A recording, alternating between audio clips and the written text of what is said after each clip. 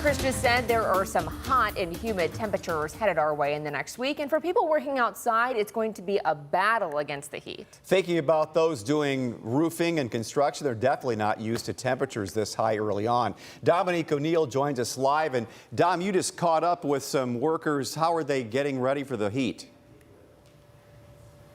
Yes, Dan, one construction company I talked to says they have 10 crews working around the clock. They're starting their day earlier to stay ahead of the dangerous heat. Gold Medal Roofing in Woodville is making adjustments to protect workers. Usually we try to get on the roofs about 7 o'clock because it's nice and cool. Then we get the entire roof stripped off, and about 9 o'clock you've usually got shingles going back on the roof. But there's a lot of water that the guys are drinking during that time period to make sure that everybody stays hydrated. Dave Morris with Gold Medal Roofing says they're replacing roofs, but staying safe while doing it. Meanwhile, over at Maumee, Kokosine Construction Company runs a 24-hour operation. The lead project engineer says crews have meetings in the morning to discuss the heat and the risk based on the forecasted temperatures.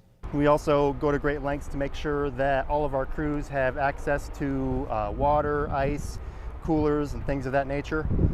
We also do a good job of making sure that our crews are within short walking distance of shade or air-conditioned areas. I know a lot of our guys are starting at 6 o'clock in the morning next week to combat the 98-degree weather that we're going to be experiencing here, and making sure that they get out of here around 2 to make sure that they're not going to be here during the hottest time of the day.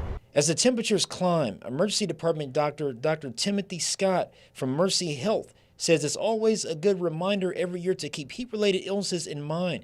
Dr. Scott says these illnesses are progressive and it may start with the rash. And generally, you'll see that in folds or creases. So around the armpits, the neck, anywhere that skin folds, you might see red bumps. And that's a sign that a body's starting to get a little bit overheated. And Dr. Scott says if left untreated, things can progress to heat stroke, which is serious. Symptoms include confusion, dizziness, and even fainting.